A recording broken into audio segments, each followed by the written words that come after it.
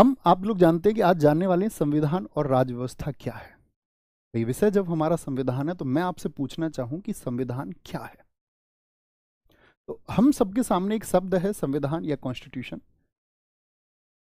इसको अगर मैं बात करता हूं तो आप कहेंगे संविधान भैया दो शब्दों से मिलकर बना है। इसका संधि विच्छेद यदि किया जाए तो आप कहेंगे समधन विधान। सम का अर्थ है यहां पर समान, समान अर्थात आपका इक्वल, और विधान का अर्थ होता है कानून या कोई भी ऐसा कोड जो कुछ नियमों से बना हो, यानी कि एक लॉ। संविधान का मतलब है किसी भी राष्ट्र में, किसी भी राष्ट्र में वहां के रहने वाले जो नागरिक हैं उन सब के लिए समान कानून हो। जैसे मैं आपसे एक क्वेश्चन पूछता हूं, हमारे देश में इंटरनेट का जो अधिकार है वो सभी के लिए है, यस और नो? इंटरनेट का अधिकार, आप कहेंगे भैया इसको हम पढ़ते हैं आपका भारत के, जब हम फंडामेंटल राइट्स मौलिक अधिकारों को पढ़ते हैं तो हम देखते हैं कि इंटरनेट का अधिकार जो है वो सभी के लिए है। लेकिन मैं आपसे पूछूं कि आपने देखा होगा कहीं पे यदि दंगे फैल जाते हैं या कोई ऐसी अराजक स्थिति बन गई तो वहां पर उस इंटरनेट को बंद भी कर दिया जाता है या नहीं? आप कहेंगे जी भैया इंटरनेट बंद भी हो जाता है। यानी व्यक्ति के लिए जो इंटरनेट के लिए समान कानून बनाया गया था, जो इक्वल लॉ बनाए थे संविधान ने, उनको भी छीना जा सकता है किन्हीं विशेष परिस्थितियों में। यानी जो समान कानून आपके लिए बनाया गया है, अब जब इंटरनेट का अधिकार आपको मिला तो किसी देश में मान के चलिए 3 व्यक्ति रहते थे ए बी सी, इन तीनों को इंटरनेट का अधिकार मिला होगा, यस। लेकिन जब अधिकार छीने जाएंगे तो क्या सिर्फ ए के अधिकार छीने जाएंगे या बी और सी के भी अधिकार छीने जाएंगे? तो आप कहेंगे जी भैया बी और सी के अधिकार भी उनसे छीन लिए जाएंगे। यानी यही तो हुआ आपका समान कानून। ऐसा नहीं होगा कि ए और बी का इंटरनेट को सर्फिंग करने का जो अधिकार था, इंटरनेट चलाने का जो उसका अधिकार था, ए एंड बी से तो छीन लिया और सी को बने रहने दिया।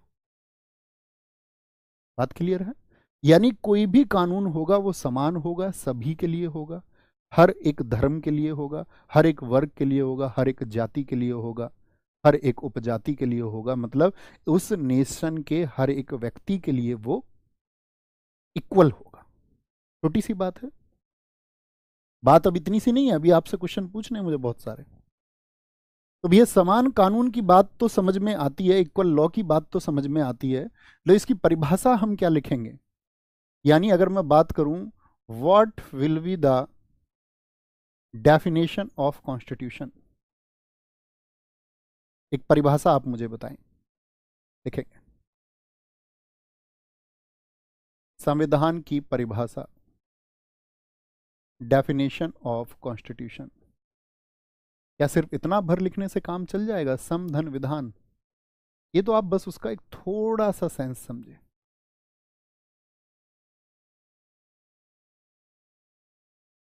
डेफिनेशन ऑफ कॉन्स्टिट्यूशन लिखे दोस्त। नियमों,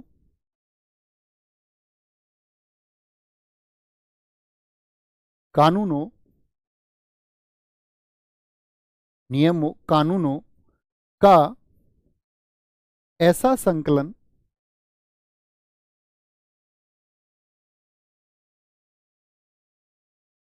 जो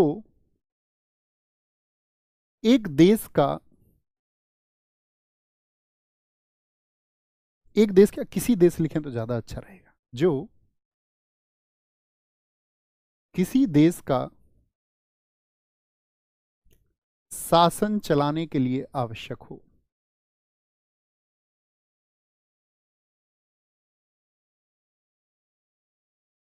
शासन चलाने के लिए आवश्यक हो।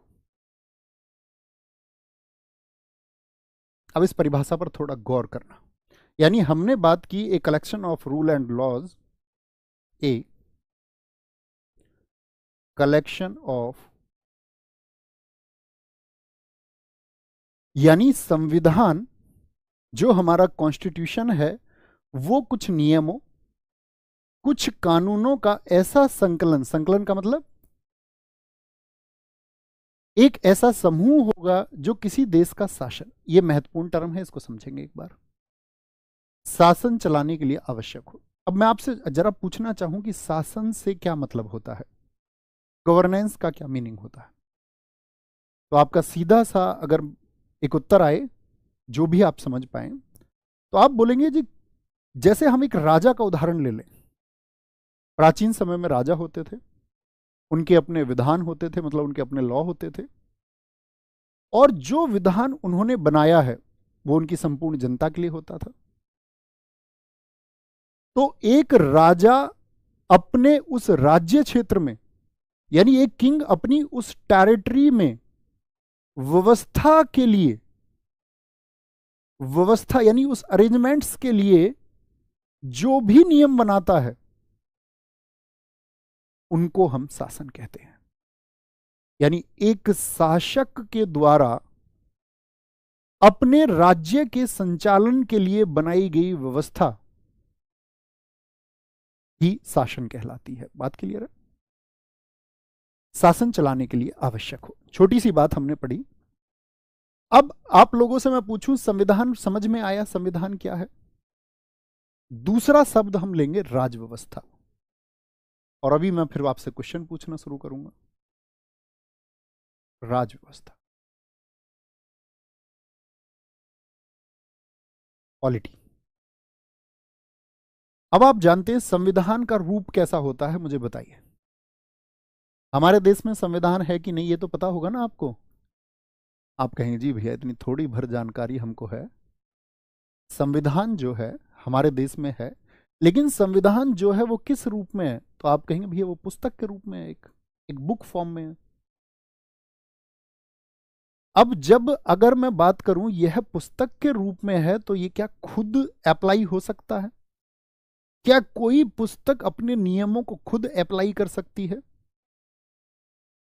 जैसे हम बात करें संविधान का आर्टिकल 17 कहता है अस्पृश्यता का अंत होगा, यानी अस्पृश्यता को यदि कोई भी किसी भी मामले में लागू करेगा तो वह उसके लिए दंडनीय होगा, पनिशेबल होगा। Article 17 abolition of untouchability. तो क्या यह स्वयं लागू हो जाएगा? आप कहेंगे नहीं भैया स्वयं तो लागू नहीं हो सकता। तो संविधान को लागू करने के लिए भी एक निकाय यानी एक सिस्टम चाहिए, और उसी सिस्टम को हम राज्य व्यवस्था कहते हैं, उसी को हम पॉलिटी कहते हैं। तो परिभाषा क्या निकलेगी यहां से? परिभाषा लिखेंगे संविधान को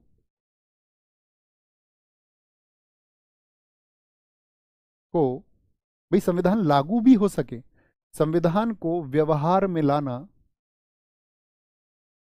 व्यवहार में लाना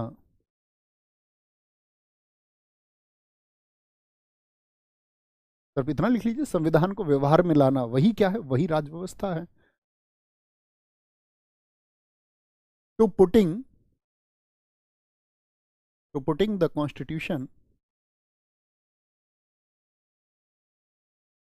कॉन्स्टिट्यूशन इन प्रैक्टिस, कि भाई वो एप्लीकेबल भी तो हो पाए। यही काम किसका है? यही राज्य व्यवस्था का। मैं एक छोटा सा एग्जांपल आपको देना चाहूंगा, उसको जरा समझना। जैसे मैंने अभी एक नाम लिया था आर्टिकल 17, क्या बताता है जरा बताएं? छोटा सा एक एग्जांपल है। आर्टिकल 17 क्या बताता है जी? अस्पृश्यता का अंत।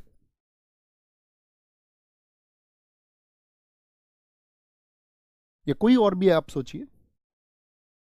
अबोलिशन ऑफ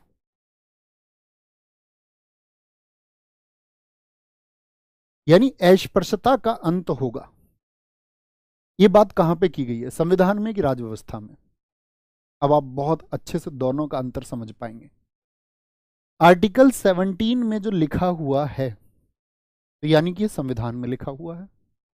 संविधान में मतलब कि कुछ नियम है, मैंने अभी बताया, नियमों या कानूनों का ऐसा एक संकलन है। वहीं पे मैं बात करता हूं कि अस्पृश्यता शब्द को आप समझते हैं या नहीं समझते हैं? भैया अनटचेबिलिटी क्या होता है? आप जानते हैं कि हमारे देश में अगर आप देखते हैं कि जो हमारा ऋग्वेद है, ऋग्वेद का जो 10वां मंडल है, उसमें पुरुष सूक्त है एक। पुरुष सूक्त में बताया गया है कि जो समाज का वर्गीकरण है, मतलब सोसाइटी को जो कैटेगराइज किया जाएगा on the basis of work किया जाएगा। किसके आधार पर किया जाएगा? कर्म के आधार पर, not on the basis of birth. जन्म के आधार पर विभाजन नहीं किया जाएगा। इस बात से सभी सहमत है? तो जब ऋग्वेद के अनुसार व्यक्तियों का, या मैं बात करूं जो वर्णों का विभाजन है, वो 4 वर्ण होते हैं। आप जानते हैं कौन कौन से 4 वर्ण होते हैं? एक ब्राह्मण जो शिक्षा लेने या देने का काम करें, वैश्य जो लेन देन आदि का कार्य करें, ठीक है, क्षत्रिय जो रक्षा आदि का कार्य करें, और शूद्र जो अपना खुद का कार्य चुने। जन्म का कोई सिद्धांत नहीं था, लेकिन धीरे धीरे समाज में क्या हुआ, धीरे धीरे चीजें हो गई जन्म के आधार पर।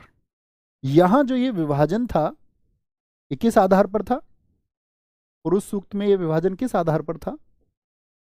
तो आप कहेंगे पुरुष सूक्त में जो इनको कैटेगराइज किया गया था भैया, वो किया गया था on the basis of work, कर्म के आधार पर, कर्म के आधार पर। लेकिन धीरे धीरे समाज में क्या हुआ, कुछ जातियों ने अपने आप को उच्च और कुछ अन्य जातियों को निम्न मान लिया। जैसा कि आज के समाज का स्वरूप जो मॉडल है आप जानते हैं बहुत अच्छे से। अब जब संविधान सभा बैठी हुई थी, तो संविधान सभा के सामने ये एक बड़ी टास्क थी कि अगर हम बात करें समान नियम, तो इसका मतलब है कि इस नेशन में, इस राष्ट्र में कोई भी व्यक्ति ऐसा ना हो कि उसके अधिकार वंचित रह जाए, मतलब उसको डिप्रेस्ड कर दिया जाए। अब उससे बचाने के लिए क्या हुआ कि भैया अस्पृश्यता का मतलब होता है छुआछूत। इस शब्द से आप समझेंगे, आप जानते होंगे प्राचीन समय में बहुत सारे घरों में हर एक व्यक्ति नहीं जा सकता था, घर के दरवाजे के बाहर रहना पड़ेगा। एक रेस्टोरेंट का केस सुनिए। एक रेस्टोरेंट पे 2 लोग चाय पीने के लिए गए, तो जो चाय बनाने वाला था वह उनमें से ए व्यक्ति को जानता था, बी को नहीं जानता था। उसने ए व्यक्ति को जानते हुए एक अच्छे गिलास में, कांच के गिलास में चाय दी, और बी व्यक्ति को चाय देने से पहले उसकी जाति पूछी। उसको ज्ञात हुआ कि यह व्यक्ति जो है निम्न जाति का है, किसी लोअर क्लास से है, तो उसने उसको कुल्हड़ में चाय दी। ये क्या हुआ?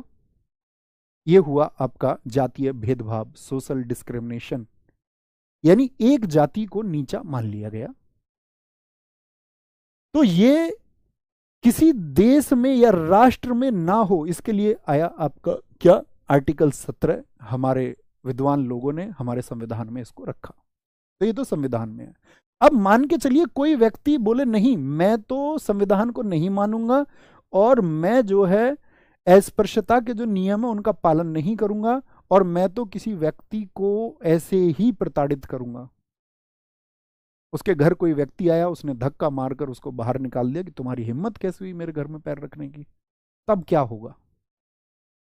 यहां पर बात समझने की है कि इसी के लिए कि भाई ये संविधान, मैंने बताया कि संविधान को व्यवहार में कैसे लाया जाए, ये प्रैक्टिस में कैसे लाया जाएगा कि अस्पृश्यता का अंत होगा।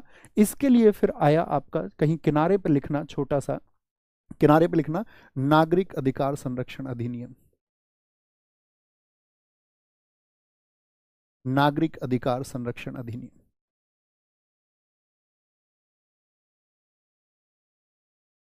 किस वर्ष का है ये मैं आपसे जानना चाहूंगा। क्या बोलेंगे इसको? बोलेंगे आप civil rights protection act. Civil rights protection act 1955। अब इसने ऐसी एक व्यवस्था कर दी कि यदि तुम इसका पालन नहीं करोगे, तो इसने कह दिया कि